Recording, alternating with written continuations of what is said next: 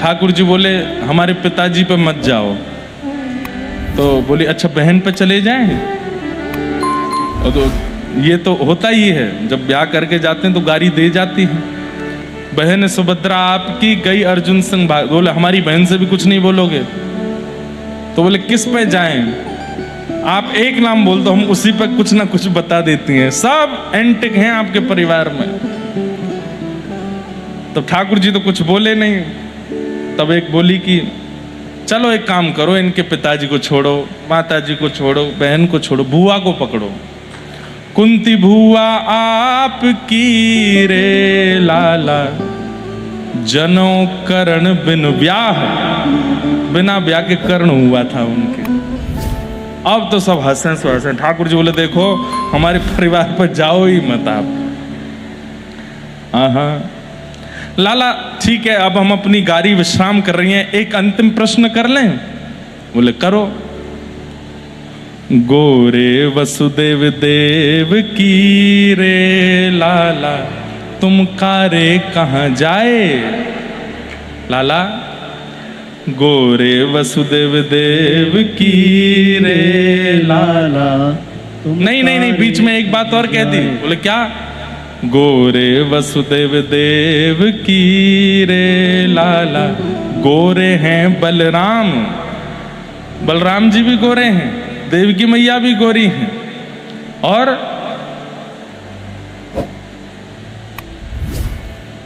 वसुदेव जी भी गोरे हैं। तुम कारे कैसे बये रे लाला, या को कोई निधान। तुम कारे कैसे भये रे लाला, या को कोई निधान। ठाकुर जी इतने में तो उठ गए अपने आसन से। बोले मोह ब्याह व्याह न करनो, मैं जा रहा हूं यहां से, क्यों मेरे पीछे पड़ी हो?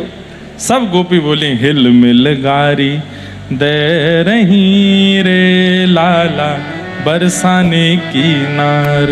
ओ हिल मिल गारी दे रही रे लाला, बरसाने की नार। इनको बुरो न मानियो रे लाला, तुम तो जीवन प्राण। हाँ इनको बुरो न मानिए रे लाला, तुम तो जीवन प्राण। मुकुट धर सांवरे रे लाला, दोए बापन के जाए। मुकुट धर सांवरे रे लाला। हमारे व्रज जैसा प्रेम कहीं है नहीं, बहुत प्रेम करते हैं ठाकुर जी। तो अब ठाकुर जी का विवाह रुक्मणी जी के साथ में हुआ। भगवान के कुछ अष्ट प्रमुख विवाहों का चर्चा की गई। एक भौमासुर नाम का राक्षस था जिसके यहाँ 16,000 राजकुमारियां बंदी थीं। भगवान ने जाकर के उससे उन राजकुमारियों को मुक्त किया। उन राजकुमारियों ने ठाकुर जी के चरणों में प्रणाम करते हुए कहा, नाथ हम सब वेद मंत्र हैं, आप कृपा करके हमको स्वीकार करो। उपासना कांड के जितने भी मंत्र हैं, ऐसे 16,000 भगवत उपासना के मंत्र ही 16,000 पत्नी बन के आए हैं। भगवान ने उनके साथ विवाह किया। 16,108 भगवान के विवाह हुए। द्वारिका में ठाकुर जी प्रत्येक पत्नी के साथ अलग अलग रूप धारण करके रहते हैं। और नारद जी महाराज भगवान की दिनचर्या का दर्शन करने आते हैं, और नारद जी देख करके आश्चर्यचकित हो जाते हैं कि एक कृष्ण नहीं है, 16,108 पत्नी तो 16,108 कृष्ण। जब भगवान अंतःपुर में रहते हैं तो 16,108 रूप धारण करके सब पत्नियों के साथ अलग अलग, एक महल में नहीं रहती, सबके अलग अलग महल हैं। और जैसे ही ठाकुर जी बाहर आते हैं तो एक रूप में आ जाते हैं। यहां आपको प्रभाव ही प्रभाव दिखेगा ठाकुर जी का। और पूरे विश्व भर के लिए एक ही कृष्ण घूमते हैं, लेकिन पत्नियों के लिए ठाकुर जी अनेक रूप धारण कर लेते। भगवान की दिनचर्या का दर्शन किया, ग्रहचर्या का दर्शन किया। पांडवों के यहाँ अश्वमेध यज्ञ हुआ। भगवान ने उस अश्वमेध यज्ञ की पूर्णाहुति करवाई। वहीं भगवान ने उससे पूर्व जरासंध का वध भीम के द्वारा करवाया और शिशुपाल का वध भगवान ने स्वयं किया। भगवान के परम सखा सुदामा जी को ठाकुर जी की बहुत याद आई। वे द्वारिका मिलने के लिए गए, वो प्रसंग सुनाया गया।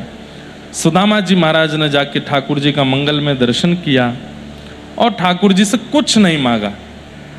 इतनी दीनता होने पर भी कुछ नहीं मांगा, लेकिन ठाकुर जी ने कुछ देने में कसर नहीं छोड़ी, सब कुछ दे दिया।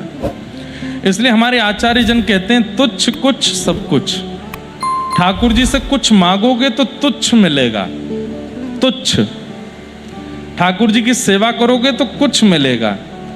और ठाकुर जी से कुछ मत मांगो, बस चरणों में जाके कहो नाथ मेरा नाथ तू है, नहीं मैं अकेला, मेरे साथ तू है, तो सब कुछ मिल जाएगा। ठाकुर जी सब दे देते हैं। एक बार बंधुओं कह के तो देखो, नाथ अब हम आपके हवाले, आप जैसे चाहो हमको रखो, हमारे साथ जो करना चाहो, हमें सब मराजी है, सब मंजूर है, हमारा जीवन जैसे आप डिजाइन करना चाहो कर लीजिए, हमें कुछ नहीं चाहिए।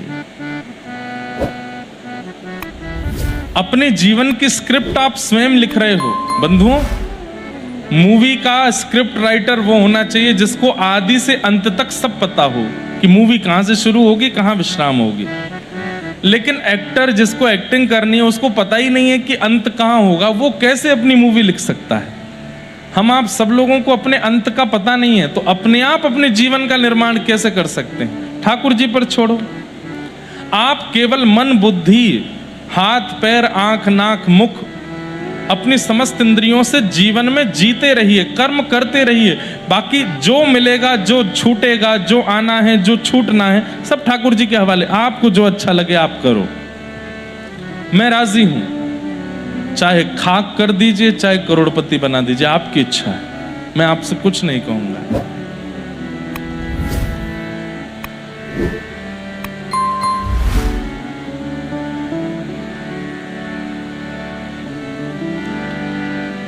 सुदामा जी को भगवान ने सब कुछ प्रदान किया। इस प्रकार सुदामा चरित्र आया। कई प्रसंग आए हैं, पर अब हम उपसंहार की ओर चलें। कथा का विश्राम करना है, खूब गर्मी भी हो रही है, हमें भी आगे निकलना है। भगवान अपने बालकों को समझाते रहते हैं, यदुवंशियों को समझाते रहते हैं। क्या? कि भाई तुम मेरे रिश्तेदार हो, मेरे नातेदार हो। इसका अभिमान कभी मत करना कि हम भगवान के रिश्तेदार हैं। और दूसरी बात, कभी भी किसी संत महापुरुष भक्त वैष्णव का अपराध मत करना।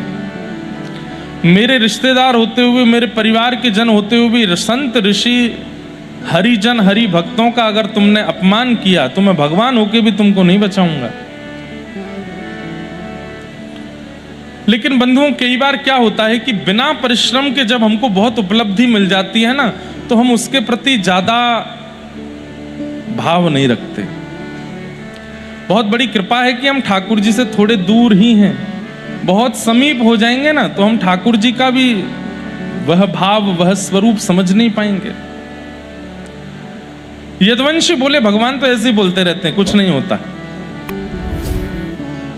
एक बात याद रखिएगा, रूप यौवन संपत्ति, रूप यौवन संपत्ति और अविवेक, अगर ये चार वस्तु एक साथ हैं तो आपका पतन होने से कोई नहीं रोक सकता।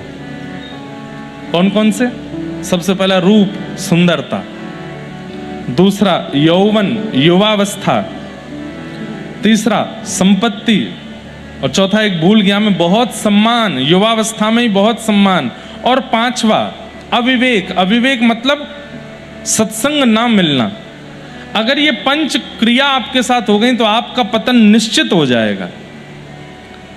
रूप मिला है, युवावस्था मिली है, संपत्ति मिली है और बहुत सम्मान मिला है, तो इन चारों में से एक भी यदि मिल रहा है या चारों मिल रहे हैं, सत्संग होना बहुत जरूरी है। सत्संग नहीं होगा तो ये चारों आपको मुंह के बल गेड़ देंगे। आपके पास सुंदरता है और सत्संग नहीं है तो रूप गर्विष्ठ हो जाओगे। आप युवावस्था में हो, सत्संग नहीं है तो गलत मार्ग पर चले जाओगे। आपके पास संपत्ति है और सत्संग नहीं है तो संपत्ति का दुरुपयोग निश्चित है। आपको बहुत सम्मान मिलता है और आप सत्संग नहीं करोगे तो सम्मान आपका नाश करेगा। लोगों में तो ये एक ही गुण होता है, पर यदुवंशियों के पास ये चारों गुण हैं। रूप भी है, यौवन भी है, संपत्ति भी है, बहुत सम्मान भी है, लेकिन सत्संग नहीं करते। क्यों? सत्संग में कई बार यदुवंशी जाते भी हैं तो सो जाते हैं। क्यों? भगवान हमारे ही रिश्तेदार हैं, हम भगवान के चाचा हैं, कोई भगवान का भतीजा है, कोई भगवान का नातेदार है। बोले हमको क्या जरूरत कथा सुनने की। और यही यदुवंशियों के नाश का कारण बना। भगवान के पुत्र शांब को साड़ी पहना करके ले गए और जहां संत जन बैठे थे वहां जाकर के संतों से पूछने लगे, नई बहू आई है द्वारिका की, बताइए इसके गर्भ में लाला है कि लाली। तभी वहां अत्यंत क्रोधी भृगु ऋषि बैठे थे। उन्होंने जैसे नेत्र बंद करके देखा, पहचान गए, बोले कि ये तो भगवान का पुत्र है, हमारी परीक्षा लेने के लिए साड़ी पहना के लाए हैं। हम श्राप देते हैं, इसके गर्भ से लोह पिंड जन्मेगा, तुम्हारा पूरा कुल उससे नष्ट हो जाएगा।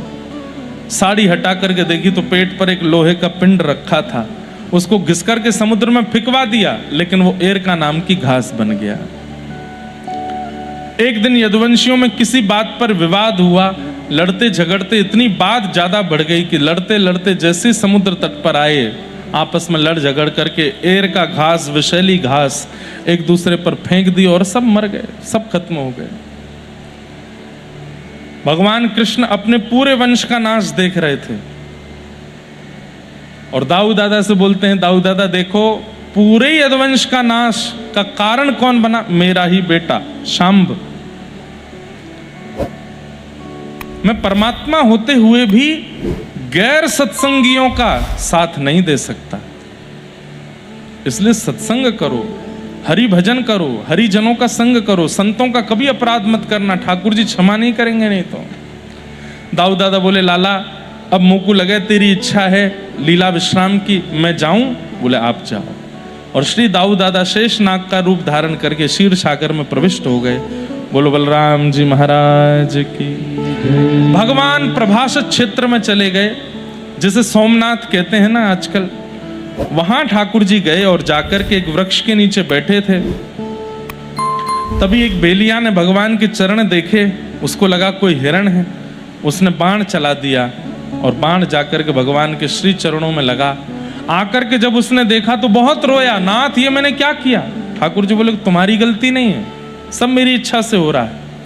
एक विमान भगवान को लेने के लिए आया था वैकुंठ से, भगवान ने उस विमान में उस बेलिया को भेजा जिसने बाण मारा। बोले जाओ, थोड़ा सा कुछ काम है मैं करके आता हूं। और अपने समस्त कुछ प्रियजनों को ठाकुर जी ने बिठा करके अंतिम उपदेश किया, जिसमें मैत्रेय मुनि, उद्धव और आदि आदि कुछ गिने चुने लोग ठाकुर जी के अंतिम उपदेश को सुनने के लिए बैठे, जिसकी चर्चा हम लोग आगामी 21 मई से मुक्तिनाथ धाम में करने वाले हैं। वहां संपूर्ण भागवत नहीं होगी, वहां पर उसी विषय की चर्चा होगी जो भगवान ने, एक प्रकार से कह दूं तो यदुवंशियों का और द्वारिका का उपसंहार। इस पर मैंने कभी स्वच्छंद चर्चा नहीं की है। 21 मई से हम उसी विषय पर चर्चा करने वाले हैं। ऐसा क्या हुआ था ब्रीफली और विस्तार से यदुवंशियों के साथ और पूरी द्वारिका में, और फिर अंतिम उपदेश भगवान ने उद्धव को क्या दिया था, उस पर हम लोग विशेष चर्चा 21 मई से करेंगे।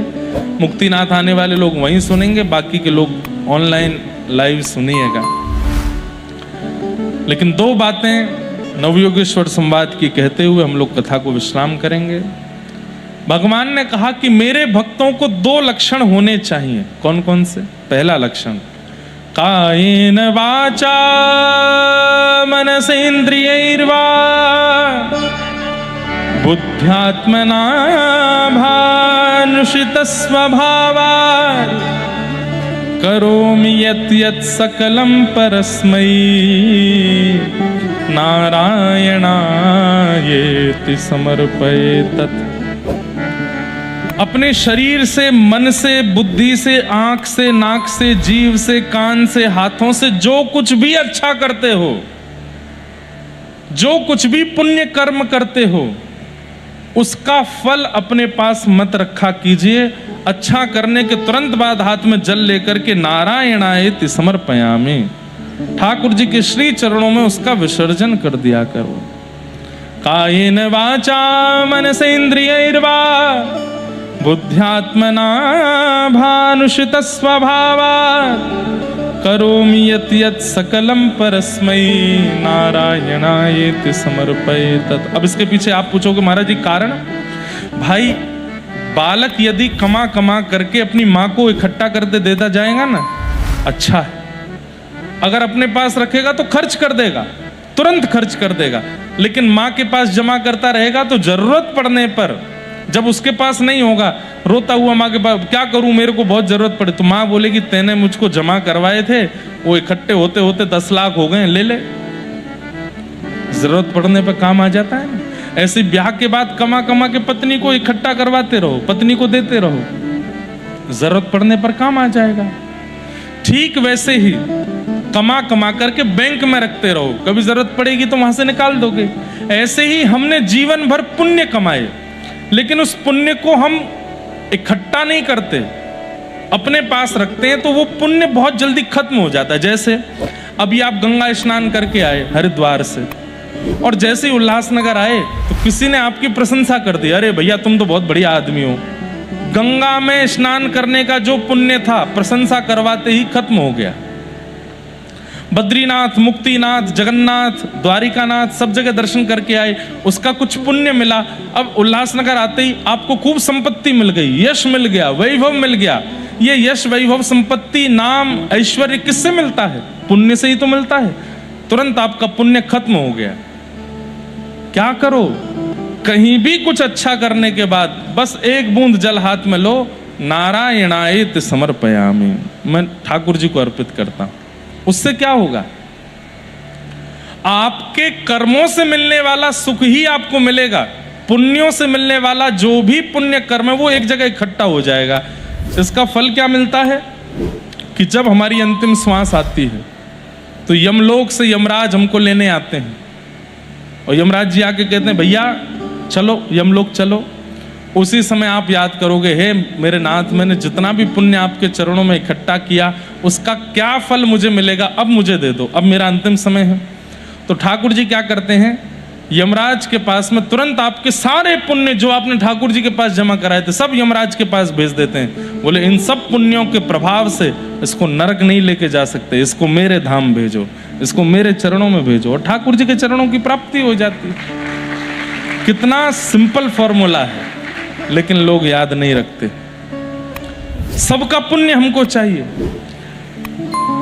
थोड़ा ध्यान रखा कीजिए, जब पंडित जी आपका अनुष्ठान करते हैं, आपके हाथ में संकल्प कराते हैं, संकल्प कराते समय पंडित जी बोलेंगे आपके धन वृद्धि के लिए, यश वृद्धि के लिए, आपके बच्चों की उत्पत्ति के लिए, बच्चों के उद्धार के लिए सब संकल्प है। तब अंत में ये भी बुलवा दीजिए कि हे पंडित जी महाराज, मेरे नाथ की प्रियता के लिए और इन सबका पुण्य ठाकुर जी के चरणों में अर्पित करने के लिए मैं अनुष्ठान कर रहा हूं। और ये करा करके अपना अनुष्ठान कीजिए, और जिस दिन अंतिम दिन हो हाथ में जल लेकर के नारायणायेति समर्पयामि, मैंने जो कुछ भी किया मैं सब ठाकुर जी के चरणों में अर्पित करता हूं। पहली बात।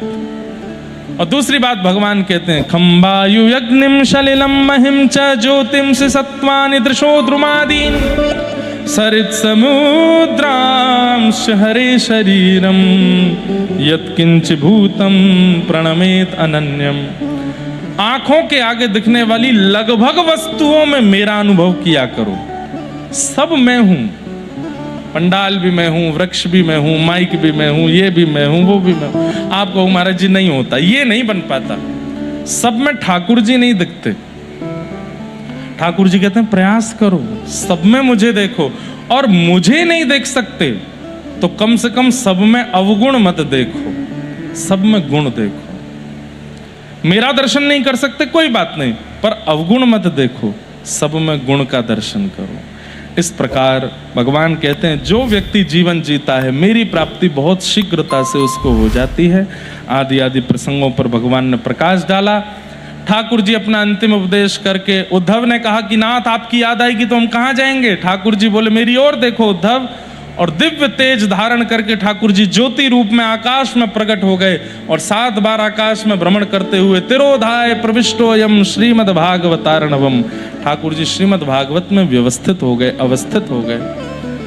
भागवत ही मेरा स्वरूप है, इसके स्वरूप को जो श्रवण करेगा वो मेरा अनुभव करेगा। ऐसा कह के भगवान अंतर ध्यान हो गए।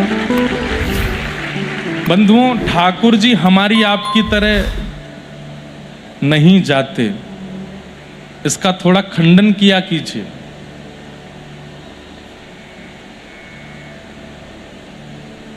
हमारी आपकी तरह मृत्यु नहीं है।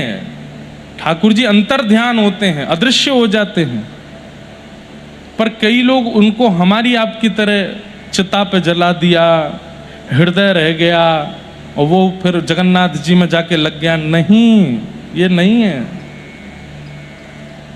श्री जगन्नाथ जी के अंतस्थ में जीवित शालिग्राम भगवान हैं। हम लोग अगर ये कहते हैं कि भगवान का हृदय नहीं जला, वो ही बह करके वहां पहुंच गया, आप जानते हैं ठाकुर जी का हृदय क्या है? वो हमारी आपकी तरह कोई सामान्य जीव है क्या कि उनका ये हिस्सा नहीं जल पाया? ऐसा नहीं है। भगवान श्रीमद् भगवत गीता में कहते हैं, मुझे मरणासन समझने वाला व्यक्ति, मेरे शरीर को मरणासन समझने वाला व्यक्ति तो अपवित्र है ही, उसको देखने वाले को भी वस्त्र सहित स्नान करना चाहिए। वो इतना अपवित्र हो जाता है। मैं मरणासन नहीं हूं, मैं परमात्मा हूं। मैं जन्म लेता हूं, मां के गर्भ में 9 महीना रहता हूं, 9 महीना रह के अपना प्राकट्य करता हूं, लेकिन मृत्यु मानवों की तरह मेरी नहीं होती। मैं अंतर ध्यान हो जाता हूं, मैं सशरीर अपने धाम को प्रस्थान करता हूं, क्योंकि मेरा शरीर हमारी आपकी तरह पंचभूत का शरीर नहीं है, चिन्मय शरीर है भगवान का। और चिन्मय सच्चिदानंद भगवान चिन्मयता को प्राप्त करते। ये बात हम बहुत समय से बोलते आए, पर बहुत लोग नहीं मानते, हमारी बात को गलत कर रहे हैं। भगवत गीता याद करते हो, पढ़ते हो, मानते हो, सिर से लगाते हो, उसकी बात तो मानो। भगवान कह रहे हैं कि मेरा शरीर कभी नहीं जलता, मेरा शरीर कभी नहीं डूबता, मेरी मृत्यु कभी नहीं होती, मैं सदा रहता हूं। इसीलिए तो परमात्मा हूं, इसीलिए तो सनातन हूं, जिसका कभी अंत ना होता हो, वही तो परमात्मा होते। इस प्रकार भगवान ने उपदेश दिया। विदुर जी महाराज, उद्धव जी महाराज बद्रीनाथ चले गए, मैत्री मुनि हरिद्वार चले गए। अर्जुन भगवान की पत्नियों को लेके जा रहे थे, भगवान रूप बदल के आए, पत्नियों का हरण करके चले गए। अर्जुन को बता दिया, मेरे बिना तेरा गांडीव धनुष भी किसी काम का नहीं। अर्जुन ने जाके भगवान के प्रस्थान की खबर सबको बताई, और ये बात सुनकर के समस्त पांडव भी स्वर्गारोहण को चले गए। राजा परीक्षित को राजा बना दिया, 7 दिन में मरने का श्राप लगा। सुखदेव जी महाराज ने आके कथा सुनाई। आज कथा का विश्राम दिवस। सुखदेव जी कहते हैं, राजन त्वम तु राजन मरिष्येति पशु बुद्धिम इमाम जही। मैं मरूंगा, ये पशु बुद्धि है, इसको अपने चित्त से निकाल दो। तुम कभी नहीं मरोगे, तुम एक नित्य मुक्त शुद्ध आत्मा हो और तुम्हें भगवत प्राप्ति होगी, ऐसी भावना रखो। इस प्रकार भगवान सुकाचार्य कथा सुना करके वहां से प्रस्थान कर गए। बोलो सुखदेव जी महाराज की जय। आदि आदि सब प्रसंग हैं, सबको हम प्रणाम करते हैं। भागवत जी का अंतिम श्लोक सब 3 बार मेरे साथ बिल्कुल शुद्धता से उच्चारण करते हुए हाथ जोड़ करके सब लोग मेरे साथ बोलेंगे। नाम संकीर्तनम यस्य, नाम संकीर्तनम यस्य, सर्व पाप प्रणाशनो, सर्व पाप प्रणाशनो, प्रणामो दुख समनः, प्रणामो दुख समनः, तम नमामि हरिं परम, तम नमामि हरिं परम। नाम संकीर्तनम यस्य नाम संकीर्तनं यस्य सर्व पाप प्रणाशनो सर्वपापप्रणाशनो प्रणामो दुःख समनः प्रणामो दुःखशमनः तम नमामि हरिं परम तं नमामि हरिं परम् नाम संकीर्तनम यस्य नाम संकीर्तनं यस्य सर्व पाप प्रणाशनो सर्वपापप्रणाशनो प्रणामो दुःख समनः प्रणामो दुःखशमनः तम नमामि हरिं परम नमामि हरिं परम् तम नमामि हरिं परम नमामि हरिं परम् तम नमामि हरिं परम नमामि हरिं जय जय श्री राम बोलो वृंदावन बिहारी लाल की श्री राधा रमण लाल की श्री राधा वल्लभ लाल की प्यारे राधा गिरधर लाल की जगन्नाथ महाप्रभु की श्री विठ्ठल रखुमाई की द्वारिकाधीश की जय गिरिराज धरण की जय नमः पार्वती पतये हर हर महादेव जय जय श्री राम जय जय श्री राम जय जय श्री राम अयोला सबई चो झूले श्री वषण गोट की जय